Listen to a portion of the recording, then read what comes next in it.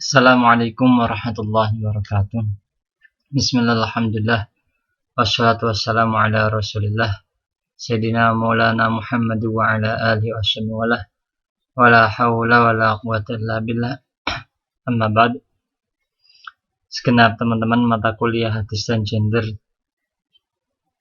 yang kami hormati, yang kami banggakan, alhamdulillah pada kesempatan hari ini kita dapat bertemu kembali dalam mata kuliah hadis yang membahas tentang peran ideologi dalam pensyarahan hadis.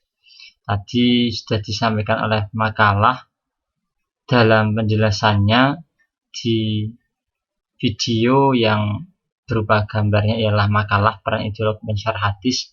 Teman-teman mungkin tadi sudah melihat, dan saya akan menambah sedikit apa yang disampaikan oleh Mbak Hamidah dan Mbak Safiana. Sebelum saya memulai bahas ini, kita perlu tahu bahwa di zaman sekarang kitab-kitab hadis tadi sudah disampaikan bahwa pensyarahan hadis dimulai tahun sekitar 590 Hijriah sampai 1979 Hijriah. Itu pas aktif-aktifnya pensyarahan hadis. Akan tapi sampai sekarang ternyata masih ada seorang muhaddis yang masih giat mensyarahi hadis sampai sekarang. Dan itu dilakukan oleh para ulama yang memang ilmunya sangat mumpuni. Di antara ulama yang masih membuat syarah hadis sampai sekarang ialah Syekh Ahmad Umar Hashim. Beliau ialah seorang muhaddis dari Mesir. Beliau guru besar hadis, lahir pada tahun 1941, dan beliau kemarin sudah beberapa tahun yang lalu menulis kitab Faidul Bari, yakni salah satu syarah dari kitab Sahih Bukhari. Kalau tadi biasanya teman-teman ambil kitab karya Ibnu Hajar Al-Asqalani Fathul Bari syarah Sahih Bukhari, akan tapi ada Faidul Bari, ini karya Syekh Ahmad Marsyan. Bahkan alhamdulillah kemarin beberapa waktu yang lalu kami kebetulan menjual kitab tersebut, kitab karya Syekh Ahmad Marsyan, dan kebetulan kitab tersebut dibeli oleh Profesor Dr. Haji Isam Yuski MA. Beliau ialah pejabat Kementerian Agama Pusat dan beliau ialah pakar hadis, salah satu profesor hadis nasional, dan beliau pun membeli kitab tersebut. Dan pengarangnya pun masih hidup dan penggemarnya pun juga para profesor. Di kita sebagai mahasiswa mungkin sekarang kita belum bisa menulis sebesar beliau, tapi setidaknya mungkin dalam waktu yang lain kita dapat menulis syarah hadis, minimal menjelaskan hadis dalam lisan kita ataupun dalam tulisan kita di waktu esok hari. Ini sedikit tambahan yang belum ada dalam makalah. Lalu apa pentingnya ideolog pensyarah hadis? Kita kalau belajar hadis, alangkah baiknya itu kita jika ingin mensyarah hadis, menjelaskan hadis, kita tahu latar belakang penulis hadisnya. Karena apa? Kalau kita tahu penulis hadisnya, latar belakangnya, kita dalam menjelaskan sesuatu itu dapat lebih pas.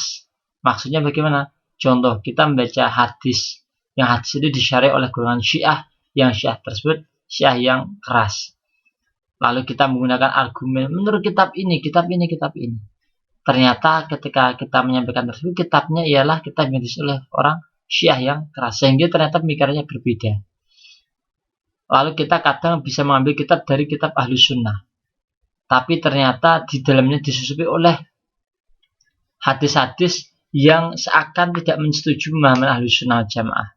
Seperti hadis-hadis kadang yang ditasih atau disyarah oleh orang-orang Wahabi itu terkadang ditambahi, ataupun kitabnya Ahlus Sunnah tapi ditambahi, diselipi oleh pemikiran Wahabi. Sehingga kita pun juga kadang kalau membaca tulisan kita apa adanya tanpa kita ketahui latar belakangnya, maka kita bisa terjerumus juga. Contoh tadi yang diambil oleh makalah, yakni kitab Fathul Bari. Kita kalau bisa kita mengaji Fathul Bari, itu pengarangnya siapa? Kita tahu dulu.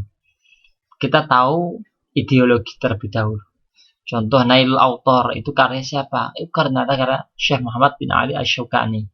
Beliau seorang apa? Ternyata beliau seorang Syiah, tapi Syiahnya Zaidiyah, Syiah yang bisa diterima atau dekat dengan Ahlus Sunnah.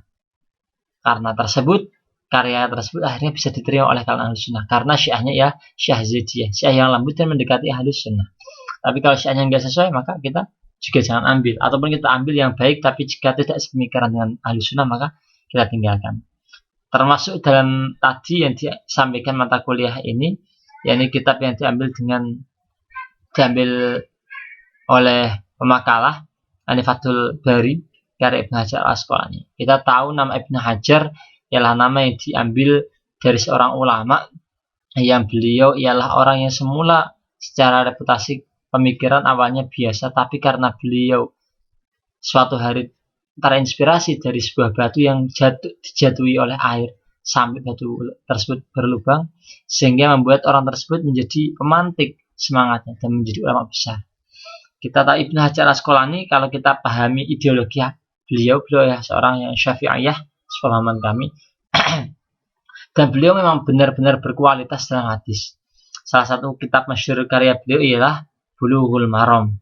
Kitab Bulughul Maram ini kalau teman-teman baca, kadang ada bacaan hadis apa, au, maksudnya bagaimana?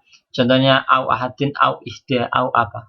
Loh kok bacaannya seperti itu Pak? Bahkan bacaan kitab tersebut kadang ada yang belum sampai selesai, ada titik-titiknya, berarti belum selesai. Lalu banyak kritikus mengkritisi itu kitab tersebut ada kekurangannya, kitab tersebut kurang masyhur, kurang kuat dan sebagainya. Kan tapi kalau kita lihat asbabul wurudnya, latar belakang penyusunan kitabnya, ternyata Ibnu Hajar Al-Asqalani penyusun Bulughul Maram, kitab hadis yang juga penyusun kitab Fathul Bari, menyusun kitabnya itu di luar kepala. Dalam arti tidak memakai kitab. Beliau menulis mulai hadis 1, 2, 3 pakai dia ingat saja. Sehingga sekalipun kitab beliau ada kekeliruan atau ada keterangan au dalam arti wafi riwayatan au ini, wafi riwayatan au ini, itu beliau di luar kepala ribuan hadis. Apakah kalian bisa? Sedemikian cerdas seperti itu saja masih ada kekeliruan. Itu menunjukkan al-insan mahakhata'an nisyan.